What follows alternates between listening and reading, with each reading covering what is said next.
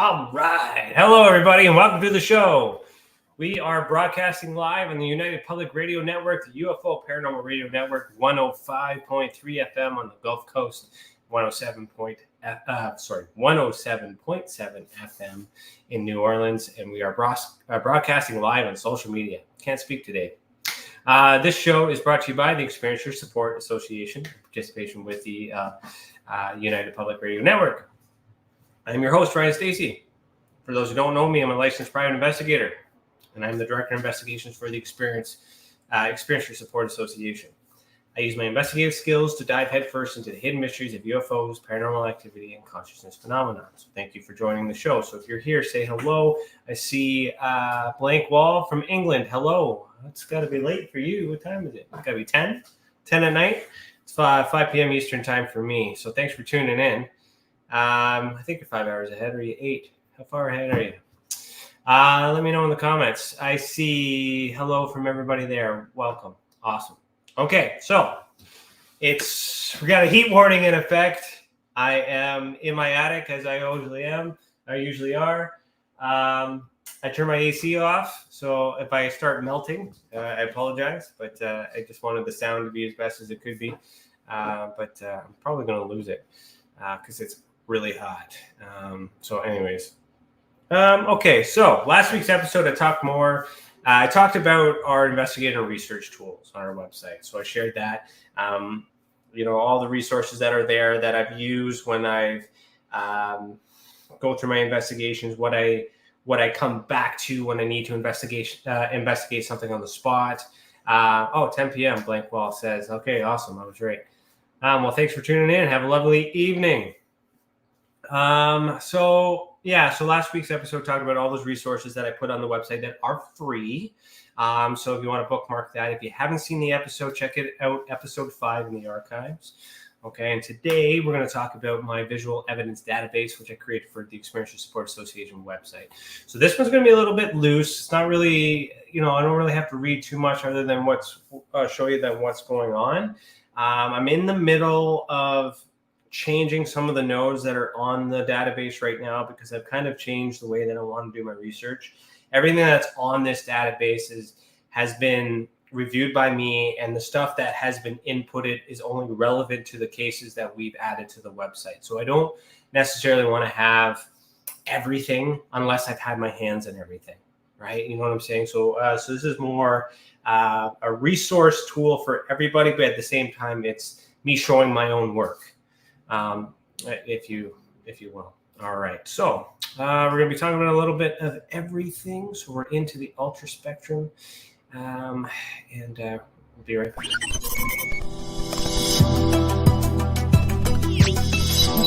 The ultra spectrum, putting it all together.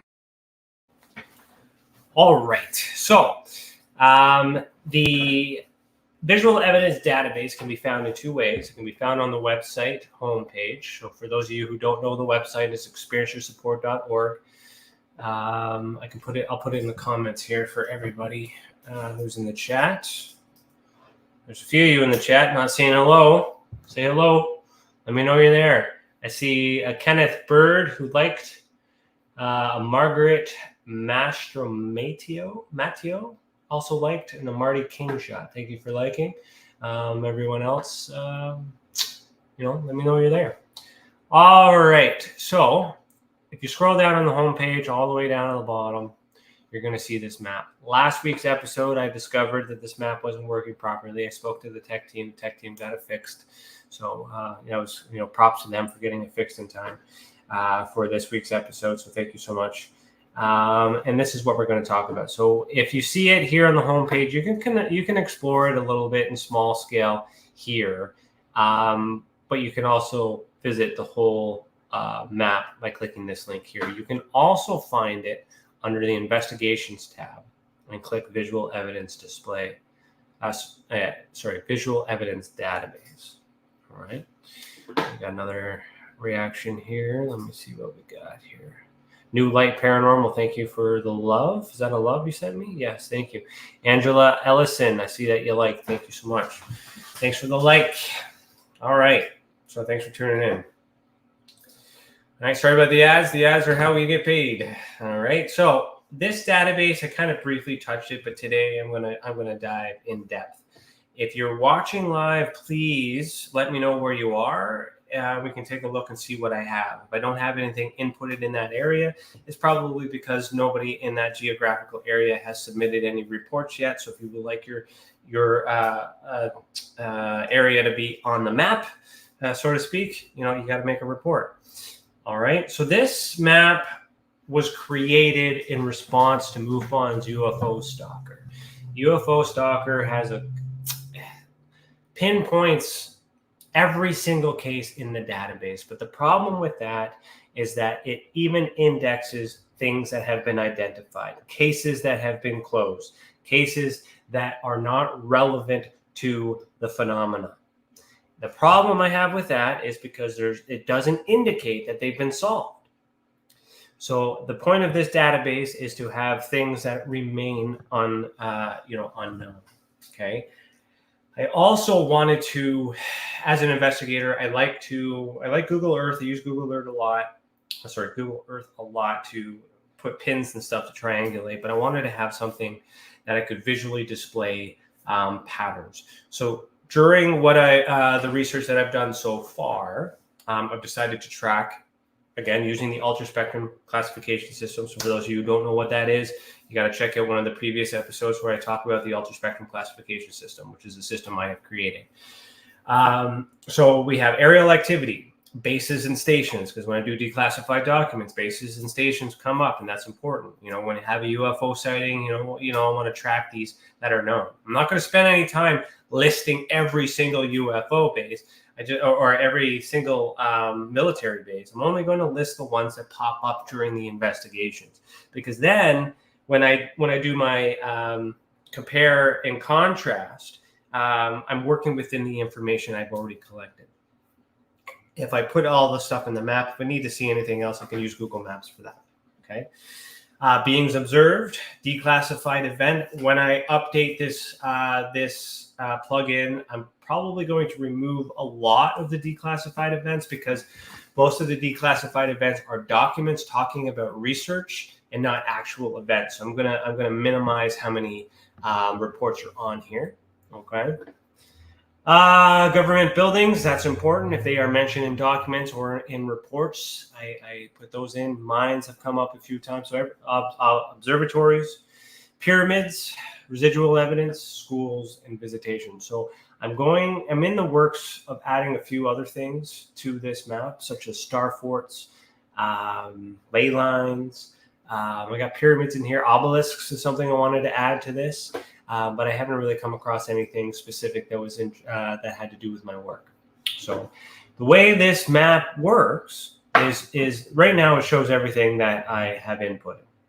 It's not a lot, because less is more, but I'm going to be adding a lot more in the next few weeks. Where we go here.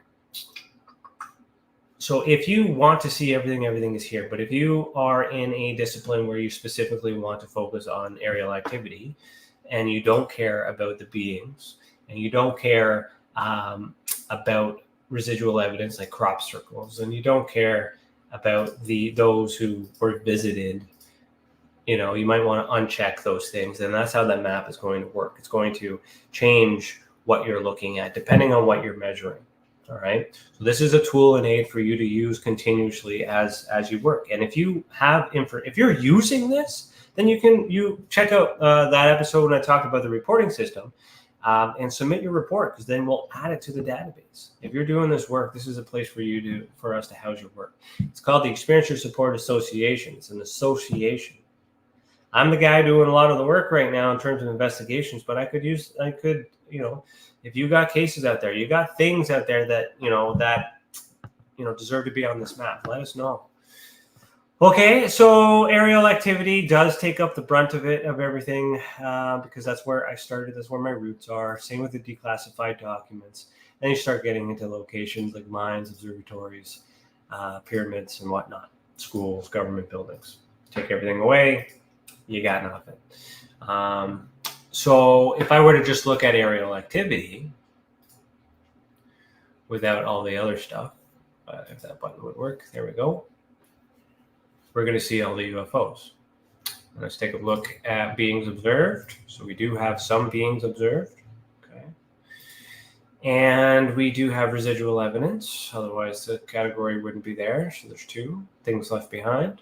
Okay. And then everything else, like mines, observatories, schools, government buildings, those are just proximity to let me know what's nearby. It came up. I'm adding it to the map. It's important to know because I'd like to know. So when you're using this map, you just basically figure out what it is you want to track.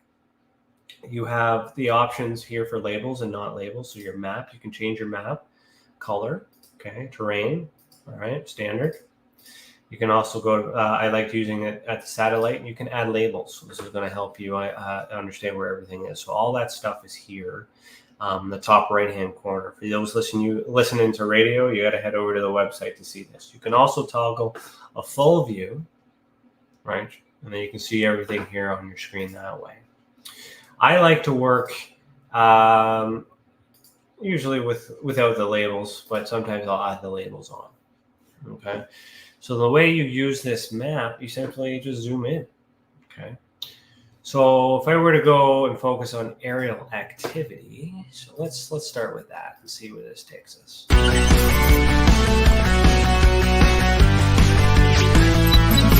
Aerial activity, sensory display.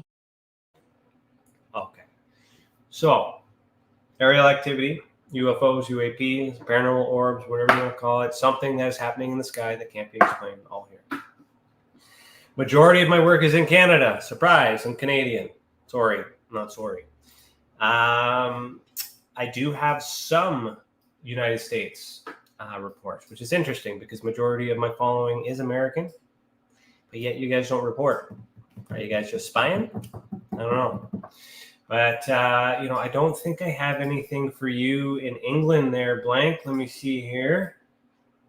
Oh, I do. There is one here in the United Kingdom. So let's start there, since I know where you're from. So for those of you in the comments, tell me where you're from and where you're listening to, and then we can go there next. So this is going to give you a little recap to kind of make you a little curious about going in here. I do apologize. Everything's off the cuff. I don't read from a script or anything like that. I'm not used to talking out loud and talking to myself. So, used to talking to people, but I'm a little self-conscious here today. So the what you're going to see here and what this means, and you click on all of these things, all these plot points, you're going to see the same information. But we're going to focus on this UK one, since I know I have somebody staying up late burning the midnight oil in England there. We have the classification system code here. So this is going to be UPR 2019-0017. So what that means is the Ultra Spectrum Paranormal Report 2019. So that's the year. And then it's case number 0017. Okay. Every case is important, but not every case ends up on the database. All right. These are things that I'm stumped with, things that shouldn't be, don't appear to be normal. If I learn that these things are normal, then I'll remove them. Okay, and you will also notice that I do not have the Tic Tac, the Nimitz, or the gimbal videos pinpointed on this map because they have been identified as drones. I've seen the work. I've done the work. We knew it was drones before this stuff came out. That's just the way that it is. So I will not be adding those to the reports. I couldn't say I will not. I'm just not going to at this time, unless more evidence comes forward. And whatnot. So then you get a little bit of a snippet of what's going on. And if you're curious enough, you click learn more, and it's going to bring you to the next page where you get the details of the case. So let's talk about this one. UPR 2019-0017 aerial activity. Rightfully so. So when you scroll down here, some of these videos, some of these cases will have a video. This is called TESA's Most Wanted, and these videos were created as a recreation of the event based on the testimony from the experiencer. And after we've done the work, the idea here is to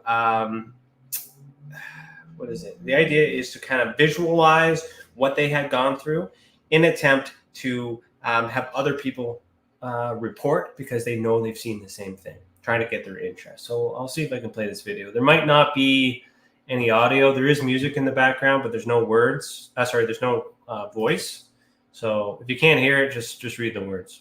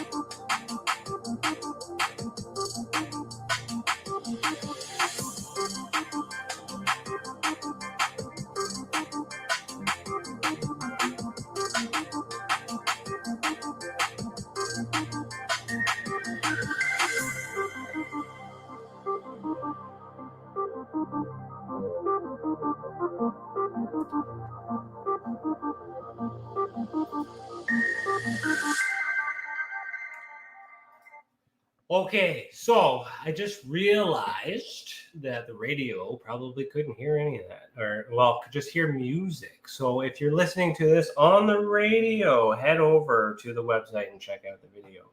I am not sure if I can narrate over top the video. So let me just play this, and those of you guys listening, let me see if you can hear me talk over this.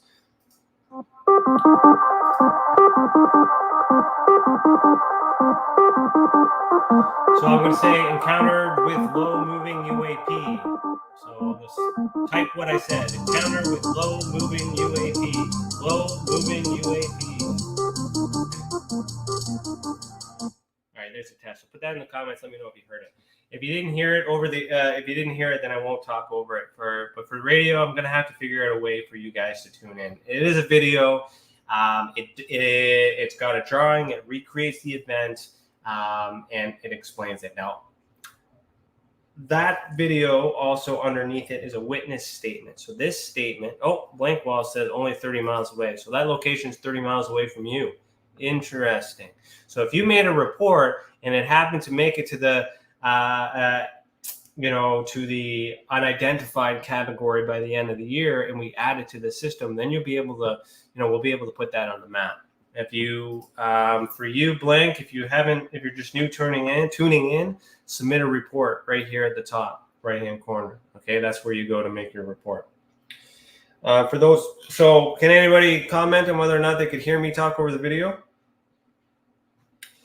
So we'll continue here. Witness statement says, so radio, you can hear this. Walking along with my friend's name redacted along Myrtle Street with an unknown elderly gentleman some short distance in front of us. Approximately 7 p.m., a dull orange-red ball of light appeared from our left above the rooftops, moving at a fast walking pace. It crossed our path and carried on a rooftop height moving east-southeast. The elderly gentleman stumbled as he looked up at the ball of light. The object disappeared out of sight over the rooftops. Right? So that is the witness statement. Below that is the original evidence. So this is a drawing that was prepared by the experiencer. And I love when experiencers know how to draw because this is really detailed. Use graph paper. There's perspective here. And this really lends to the credibility of this person recalling this event. This particular event took place in 1967. So I got the report in 2019, right? So a lot of people take a long time before they decide to report, and that's okay. Trust is earned, confidence, and all this other stuff. Maybe reported to other places like MUFON, and they didn't do a really good job and things like that. There's lots of reasons behind it, but here we are. In this image, he's able to draw very good detail of the intersection in which this occurred. He's even put the cardinal directions there. So I'm over explaining for the viewers because of radio, okay? So in this particular, looking at this image without reading everything else, he has indicated in the top left corner that this is in Arwick, Manchester, United Kingdom, 1967. Then below that, you have an reddish orange ball of light, which appears to be larger than the beings, the individuals on the ground. And it was moving in an east to southeast direction of movement. And it has little characters at the bottom pointing it up. So below this, okay, when I input this, these are the parts from the reporting system that had come in that are important to understand how significant this case is. The full details of why this case is important and how it's measured will be found in the annual data sets. For those of you who didn't see that episode, I think that's episode 2 or somewhere down those lines, you will find the report here in 2019 Ultra Spectrum Paranormal Report. So it's there. Okay, that's where you get that information from. Because you're going to look at this and be like, that's not information. How did you come to these conclusions? Why is it on there? All those questions can be answered if you look at that. All right. I don't need to answer these questions. These are just rapid, quick things for me to use and everybody else to use as well. I was the lead investigator on that. And then we have these categories. So when you submit your report, these categories will come up and you will answer these questions. I provide this as information, as a quick reference. It does not identify you. But it helps understand the experience. So for some people may not actually know how to interpret this. So the report category, ultra spectrum. So that means it was a civilian report. Report type is an experiencer. So it came from an experiencer, not another investigator. The report number is UPR 2019-0017. And then the experiencer status is already in survey. So that means that this experiencer has reported a few times before. So there could be other cases inside the database that are linked to this experiencer. I know that. You don't need to know that because we need to protect the identity of the experiencer. You need to trust that because I know who these people are and I can answer these questions. Okay? That's why I put it out there. And I want to explain this so you guys understand what I do with the information. That is explained when you do the report. But, there's certain things I have to show. I have to show my work to a certain extent. Experiencer request. So the experiencer specifically requested that I investigate and report. And that report analysis will be in the 2019 survey. Experiencer ID. So this is important. If I genuinely believe that this person has encountered something, don't know what it is, can't figure it out, don't have to put a label on it, we're going to assign an ID number. Why? Because this experiencer may report again in the future. And then we need to compare how many of these cases because some of the cases we've solved, some of the cases haven't been solved. But the experiencer is the constant. So we give them an ID number, and we try to understand the growth of this experiencer. What have we taught them? What have they learned? What is specific about this? All these characteristics. So we give them a number. So they get a bit of an ID card point is that. And that's theirs for life. Okay. Sex is important. Male. Okay. In this particular one, blood type is unknown. So this person chose to not provide their blood type. And that's okay. It's a choice. We ask that question. It's good to know. But if they say they didn't provide it, but it says unknown, and that's more than likely. And I'm going back to 2019. So what is that? 5 years ago? If it's unknown, then maybe they just don't know what their blood type is. If the case was significant and they needed to know the blood type, I would work with the experiencer to answer that question. Eye color, not applicable, or not available, wasn't answered. Age at event is 10. The age of the event is important, not the age of the person as they are. So 10 years old, they witnessed this, 1967. So that puts their birth date at 57. Fast forward to 2019, how old are they? And now they're reporting it. There's some length of time here. I'm not interested. I want to know how old you are, because when I know how old you are when you have this experience, it gives me these variables of what you're learning, what grade you're in, what your atmosphere is, and things like that. It helps me understand, and that's important. Number of witnesses is listed as 3. And if we go back up to the image, we see that. We got the old man over there in the corner by the lamppost. And then we have the original witness and his friend in the item here, intersecting, pointing up. And we're unsure if the old man did see it, but it's possible. And then the feeling, positive. So this is good, because not everybody who has an unexplained experience has a negative attachment to it.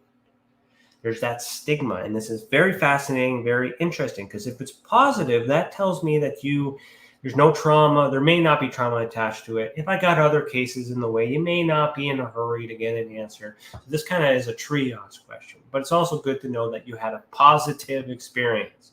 And if it's positive, perhaps that means it's a known thing. It wasn't a threat. Who knows? That's speculation, but I'm just, who knows? Okay. Injuries, no injuries. That's a good thing. That's a positive. Event date was 1967, 09/20. So September 20th, 1967. But then they reported 2019 on March 24th. All right. A lot of time in between.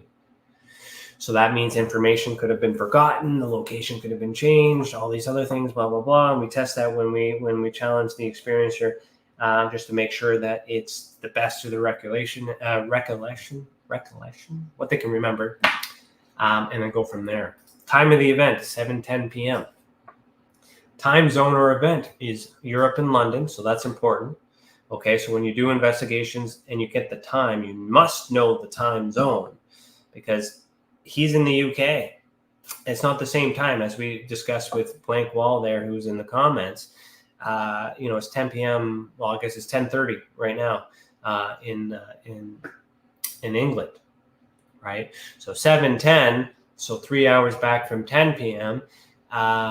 Would be 3 hours back, would be 2 o'clock in the afternoon, Eastern Standard Time, right? So a lot of people, when you work internationally, this is important. Okay, for you to change the time zone and work in that, especially when you're using astronomical software to try and look at what may be in the sky at the time. Because if you're sitting here in Eastern time zone and you're looking at 7 p.m. Eastern time, you're looking at the sky at the wrong time. Okay. Duration, minute. So it was 1 minute. So that's how long they saw the object. So it was quick. It wasn't too long, a minute to cross the sky. Who knows? It gives me an idea, right? Time of day. Well, it was nighttime-ish, technically, because it was after a certain time, 6 p.m. So it's considered nighttime. Event type, isolated. So what that means is this was a one-time event. This experiencer haven't had any events like this prior to that and hasn't had any events after that. So this is just a one-off event. If it was reoccurring, then maybe there's some repeated activity that we can look at. Hello, Lisa. Good to see you. Thanks for being here. Thanks for chiming in. Hello.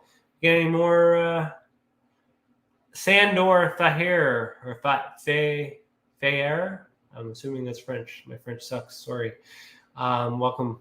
Thanks for liking and share. Please share. Okay. Number of objects was 1. Okay, so we're looking for 1 object, isolated event, 3 witnesses. That kind of gets you an understanding of how that's done. Has this person previously reported? The answer was no. So it's a new experiencer, hasn't reported to anybody. That's what that tells me. This is their first time experiencer. And that's an indication to me that we need to pay a little bit more attention to it, because they haven't done this before. Sometimes we get veteran reporters and all these other things, and they just want to add it to the research or do whatever you need to do. Evidence type. So evidence type is called analogical because this is a drawing. This is all I have is a drawing. Okay. Rating evidence is 4. So if we go back to investigations and we look at the ultraspectrum classification system, so I'm going to open this into a new tab. Those of you on radio are going to have to, again, pop over to the website. When we scroll down here, we're going to see my evidence rating scale. So I classified that as a level 4, which was good because it was the original photo only, but it was a drawing. Oh, right, no, because I have a photo. I didn't put that photo up there yet. The reason why the photo isn't up there is because it's in the report. So then we come back to category. So again, with the ultraspectrum, I consider this a sensory display. So we go back to the ultraspectrum classification system. So for those of you who haven't seen that episode, check it out in the archives. So I classified this as a sensory display. And then let's go back here. Sorry, tabs are loading up. Aerial activity type 2. So what that means, sensory display, aerial activity type 2. So it's a light. That's it. So when you're identifying these objects, see if I can zoom in here for those on the thing here. So sensory display, aerial activity, level 2, which is a light. And that's it. I cannot look at this object and put a label on it and say it's a UFO. Because I don't know, like it's an object, it's unidentified and it's flying, but is it flying? Is it intentionally using some sort of technology to fly? Or is it just floating? It's not an unidentified floating object. Those are called balloons, right? It could be a UAP, unidentified aerial phenomenon, which, but it's a light in the sky. It was dark as well, ish. I don't know how dark it gets in September at 7 p.m., but the sun should be down, and it could be an object with a light attached to it. We don't know.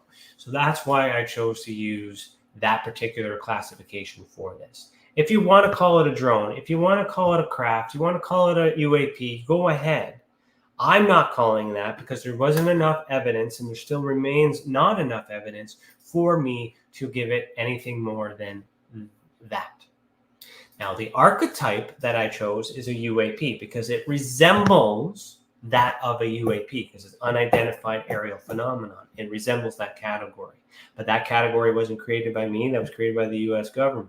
So, that's why I have all these things in here because we don't want to massage the data. We don't want to make assumptions, and we don't want to speculate on facts that aren't there. Okay? Disposition is unidentified simply because I couldn't identify it. But that does not mean that it's extraterrestrial. It just means I don't know what it is. I haven't been able to figure it out. All the information is inside that report, but maybe one day I'll be able to figure it out. But that's because there wasn't enough information to do that. Now, it was also classified as a close experience. So the close experience, according to the ultraspectrum classification system, is a CE, which close experience is more than 100 feet, but less than 500 feet. Okay, that's the proximity evaluation of that. Then we get into subclass, which is uninvited, which simply means they were going about their day and they saw it. That's important to understand. It was uninvited versus invited. In an invited example is that I'm meditating or I'm intentionally calling it, and this is a response because we need to test whether or not people can call source and they get an immediate reaction. How does that work, right? So if it's uninvited, it's likely that this could have been a Chinese balloon, could have been a drone, could have been a bunch of other things. Still could have been, but it's still odd because of the shape that was classified. And it gets added to the database because I got to compare and contrast. Evidence level is 2. So back to the system here. Sorry, pardon me. What did I misspoke earlier. Evidence rating was 4. But the evidence level was 2. What did I do here? All right. Evidence level is 4. So that's this one here. So the evidence level is a 4 because there was 2 to 3 witnesses. Okay. I consider that a more strong piece of evidence because there are more witnesses. In the Hynek classification scale, the witness category is at the bottom. They think that a lot of witnesses mean a lot. I don't think so. If the witnesses don't have any evidence, they don't have anything significant, or they didn't even see it, the witnesses mean nothing. So when you have to get a level 4, we have to look through you have to have all the levels below it. So it was seen. So level 1 is there. So there was sight. It was heard, I'm sure. Evidence, trace evidence. So we have analogical evidence because he drew it. Then we have material evidence, which is a demonstrative. So he was able to demonstrate it because we have the documents from the report. And then because we have witnesses, that's why it's 2 to 3. So when we get a level 5 is when you do contact or you intentionally ask and you get an immediate response with validation. It's not just a coincidence. Like, hey, what is my name? And then you hear your name. That's validation for back and forth communication. You can't just be like, show me a sign and then a star twinkles. That's not validation. You assume that because that happened immediately that was contact, but that's not always the case. Okay. So then we get into the actual rating. Pardon me, I did level that to as bad because it's third party or non-original material, but is also the drawing only. So that should be classified as level 3. Full disclosure, I did change a few things since 2019, so that might not reflect as accurate, but it doesn't matter. It doesn't matter for the most part. Evidence type is A. So then I selected level 2, evidence type A, which is analogical, which matches with a drawing. Okay, so then here you have your categories: aerial activity, light, sensory display, ultraspectrum, paranormal report, EID, 004, all these tags. So if you're in the United Kingdom, you want to click on the United Kingdom tab or category. Click on this, come on. Then you'll see. So right now, this guy is holding a placeholder for the United Kingdom. So blank, if you make a report, you put yourself on the map, give some more credibility to the Commonwealth. All right. If you want, EID 004, if you want to track an experiencer. Now, this experiencer has a few other cases. This is another one that it's done because this is by the same experiencer. Then I can start to measure the patterns with that experiencer ID number. Okay, you see how that works. Lisa, I see your comment. I'm going to get to it in a minute. If you want to see everything that is a light, sensory display, all that stuff, you just click these tags. Okay. So that's essentially how the virtual database works. What I'm going to do for future episodes is I'm probably just going to do the same thing and explore the database and let you know some cases that I've done and explain it in such a way. I'll just ad-lib it so you're aware, answer questions, and see how far we can get. And in the meanwhile, behind the scenes, I am working on getting more cases added to the database. So then I can talk about current things and whatnot, if you will.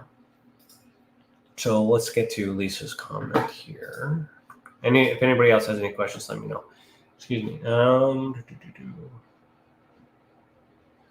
Lisa says, I seen a sphere size of the moon moving slowly, glowing a bright orange until it disappeared into the clouds. What was it? Well, Lisa, I don't know what it is. I haven't seen anything like it. I can talk about your case. I certainly can. But then I would identify you on the map. So you know how the system works. You are an experiencer. If I have your permission, then I can show that and talk about that, but then people listening, like a few million people, are going to know your ID number. So I will save your case for a future episode at some point, not the next episode, because people are going to assume that. And then we'll go from there, because I just want to keep your ID number private, if that's okay with you. If you want me to share it, but I'm not responsible, for people linking you to these ID numbers. Okay, but I can say to Lisa's experience that I have investigated many of her cases. She has interesting things going on. I consider Lisa, just want to hold her up here, as I would say patient experiencer 1, experiencer 0. When I was with MUFON, it was she was my last case with MUFON. And then she was my first case with TESA, when I realized that, there's something MUFON is just not enough here. There's this bridge. There's more. I got to figure this out, because this person is experiencing so much that she has written a book. I think 2 books now. Is it 2 books or 1? At least 1. And she's made her rounds now. She's comfortable. And she's actually a guest on our podcast, Beyond The Tinfoil Hat, which is tomorrow at 6 p.m. in the same spot with Danny Whitson. She gets to talk to Danny, my friend, on that. And we're excited to have her back on the show. Lisa, I will try my best to watch it. As many of you guys know, I'm a dad now, and I got a kid, and I got fatherly duties to take care of. But I will do my best to listen live. If I can, I'll definitely catch it on the replay. I always catch it on the replay. I have to. But Lisa, we're going to put a pause on showing your case, because I don't want it linked. Okay. Blank Wall says, I was abducted when I was 5. Okay. So Blank, for your, thank you so much for coming forward and say that. Now, for your benefit, if you go to experiencesupport.org and you click on submit a report, I'm going to walk you through. Okay. Click submit a report. It's going to open up, and it will explain to you the reporting system. You say yes. If you would like to get into it, you're going to click I am an experiencer. Now, because you specifically said I was abducted, this is considered a visitation. You say abducted because that could be a term that's always used, and that's what's coined. Without asking you, is there an assumption that it's negative? Is that why you choose the word abduction? I choose visitation because then we don't automatically assume it's a negative experience. So I'll ask you, if you can answer before I got a few minutes before I have to log off, was that a positive or negative experience for you? So then you click I'm an experiencer and want to make a report. How many reports you're going to make? Well, depending on if it's an abduction, if you saw a UFO with this abduction, then you need to make more than 1 report. Okay, so you need to make a report for the crafts that you've seen and a report for the beings that you've seen. Okay, and then as well as a report for the visitation. 3 reports are needed for that. Why are they separated? Because they're 3 different things, and I need to understand what to remember of each of those parts, so that way I can determine the truth within all of that event. You get in a car accident, you got to look at the vehicle, measure the vehicle. Different. Then you got to look at the road and understand the road. Then you got to look at the other person and understand them and their perspective. All of these things need to be measured separately. When you have a database that takes all that information in, nobody, I don't care what experience you have, it's a mess. It's a big chunk of information, and it takes too much time to separate it. So if you take the time to answer the questions in the order that I prepared, when I get the report, it's split up in a way that I can understand to do my work. Okay, and I've created that to be conditional logic to make it easier for the experiencers. So when you get down here, you said it's a positive experience. Awesome. I'm glad to hear that you're thinking positive of it, because not every single experience is negative. And if you're feeling good about it, having an abduction with a positive experience, like that is phenomenal. I am intrigued. So please make a report. And if you are making a report, use your YouTube handle in the notes, so that way I can remember that this was, when it comes into me, that we were talking here. When you get down to the experiencer categorization. Let me find it here. What type of experience are you reporting? So you would say abduction. Okay, so abduction is the action or an instance of forcibly taking someone away against their will. Okay, if that makes sense to what you've experienced, but now you said it's positive, so it wasn't really against your will. So aerial phenomenon, astral projection, apparition, crop formation, human initiated contact would fit if you asked for a visitation and you received it. Okay. But I don't really have a category for anything outside of that. So abduction is going to be your best bet. Okay. Perhaps I can change that wording to make it a little bit more clear. But if it doesn't fit, then just put what best fits. Okay. Then the next question is going to be, which of these best describes your captor? So I want to know, was it an entity, an extraterrestrial, a human, shadow figure, cryptid, okay, or other? And if it's other, then explain it. Okay. What best resembles or is close to? If it's other, doesn't match these categories, then that's going to give me information to add here to have more options for future reporters. Okay. So fill out that report, submit it, answer all that other stuff, and then we'll go from there. All right. Thank you for opening up and sharing that. All right. Lisa says, sphere I saw made me think of the sphere I seen in the field as a child. Yes. So Lisa, that case that we just looked at does look similar to, because I think if I recall, and it's going back a few years, I see it.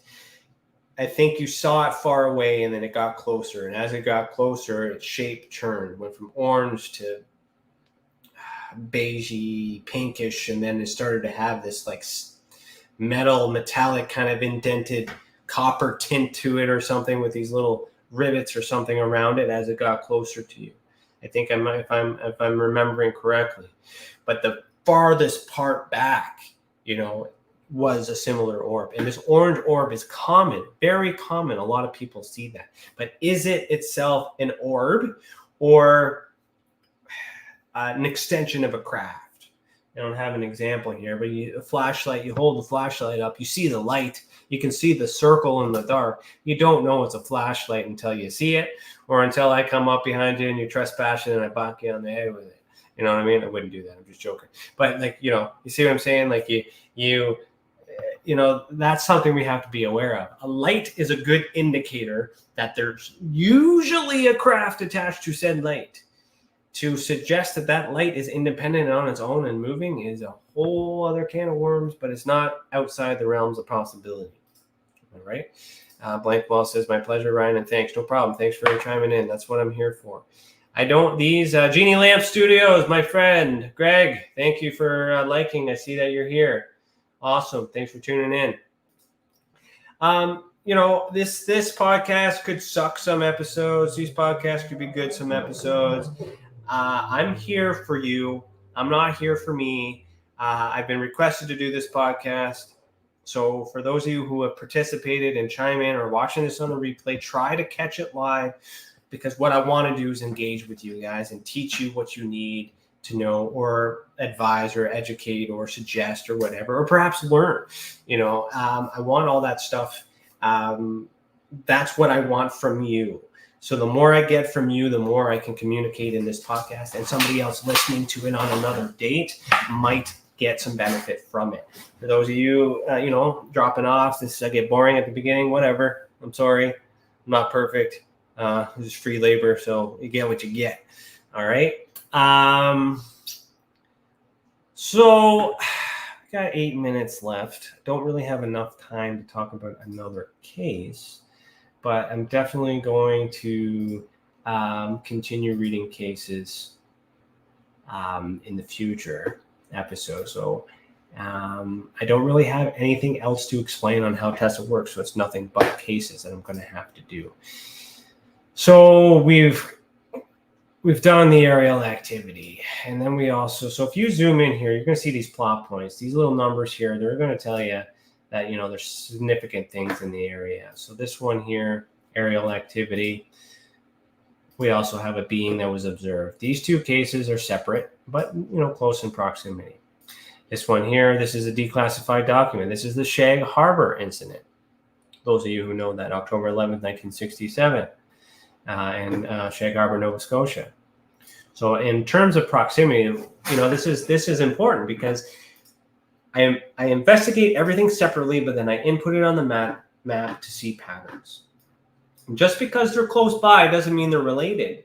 We've got different years. 1967, this being observed was in 1978, and this aerial activity was in 2019. Yes. Statement was made in 2020. So, many years apart, different things. So there's many variables in here, but it's significant. So as I get more reports, more data points come in, and then we can start to put pieces together to see the pattern. But what I'm looking for is like the visuals. This guy looks like this. Okay, how many other people look like that? Here's a white orb. This is a screenshot from a video. We don't have time to play it. Maybe I'll start there next week. We'll see where I go. Start with England, move my way from the east to the west, and we'll see how far we get, and go from there. But this is interesting because when I investigate another case, then I need to look at what I've already done and try to get an idea of what's going around. And then when I measure other buildings and stuff, so like Dominion Observatory, okay, so this is where Project Magnet occurred. For those of you who follow me on Facebook, I just released the declassified document for that, or one of them anyways. Beaver Barracks, this was mentioned. So these are all bases that used to exist back in time. They're not the same buildings anymore. So this is important because especially Beaver Barracks is now an apartment complex. But this is where it used to be. So I still need to measure it. And of course, all this stuff gives you information of what it used to be or where it was, but I still need to measure or put it on the map because at some point in time, they used to do their UFO stuff in this apartment building. All right. Beaver Barracks may still be in the bottom. I haven't been there. I don't know. There's not enough information online for me to determine that. But that's where that comes in handy. You're going to see a lot of stuff over here because this is Ottawa. All right, Department of Defense. You're going to see a lot of that stuff. But then you can, the Department of National, so the NRC. But then you can obviously follow this river. And if you understand trade routes and how everything works, follow that river all the way up, Ottawa River, all the way up. It should bring you up here. And you get beings observed further north. And you keep following. That's going to eventually lead you, I went too far, to NORAD. Okay. So there's a reason why these things are in place. Christopher McLean, thank you so much for sending me that UFO. Good to see you. Anyone else chimed in? I'm looking at the time. So that's it. We're going to end it there. I do have to say some things. Let me see here what we got. So yes, tomorrow's podcast, Beyond the Tinfoil Hat with Danny Whitson, will have Lisa, what we talked about. Lisa's going to share her experiences and more on there. And hopefully it'll be a great conversation. It's good to have you back. Let me see what else we're doing here. I'm still looking for writers. If you guys want to write for TESA, actually, let me show you quickly. Hold my screen here. On the TESA website, just for updates. I am cooking. It is hot up here. Anybody else got like 35-degree weather? And chilling in an attic for an hour? Just published this afternoon is Alex Mistretta's first public article. He usually writes privately. The Last Hominin, Exploring Cryptid Mysteries in Africa. It's a great read. You want to check that out. And him explaining how he got into cryptozoology is more of a discovery and all that other stuff. So that's there. Canada's involvement in Arrow's historical report. So I wrote this article just kind of highlighting the stuff that was in Arrow's report. So that was last week. I don't think I talked, or 2 weeks ago.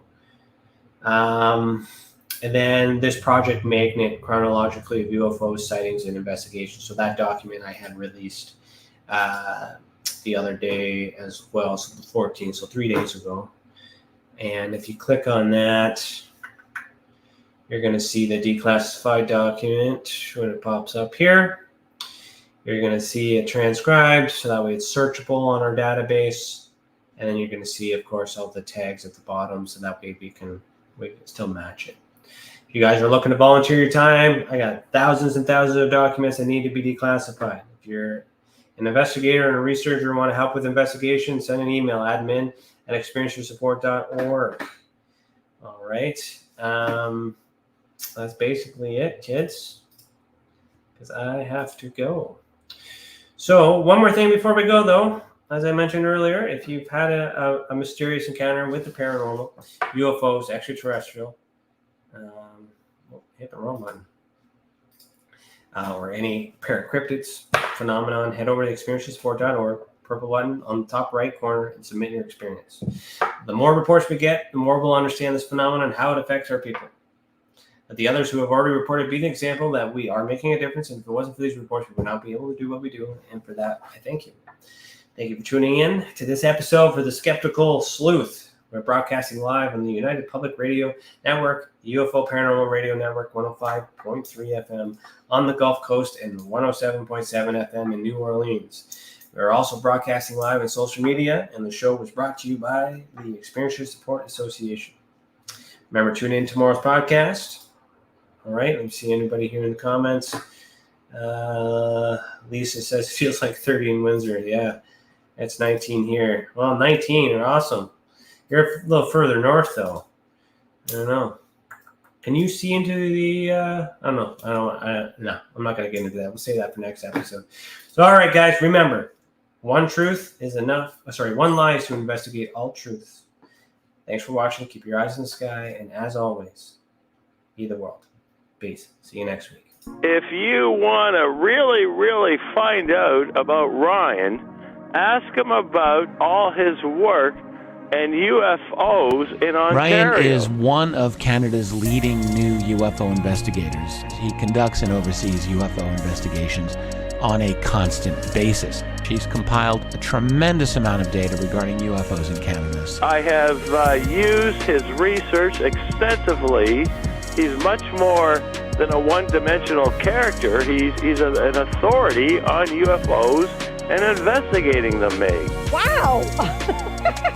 Really goes over how UFO investigations are done and what are some of the mistakes that people make when they submit evidence. For starters, don't edit your videos or photos before you send them. He would come out with an annual report on not only the number of sightings, but how many were unexplained, unknown, or just, nothing could be said. What caused it? If you want to hear more follow-up conversation between Ryan and myself, you can go to richardolanmembers.com, where we have a candid conversation on ufology, the paranormal, and more. And remember, while we learn and grow and search for the truth, let's be good to each other.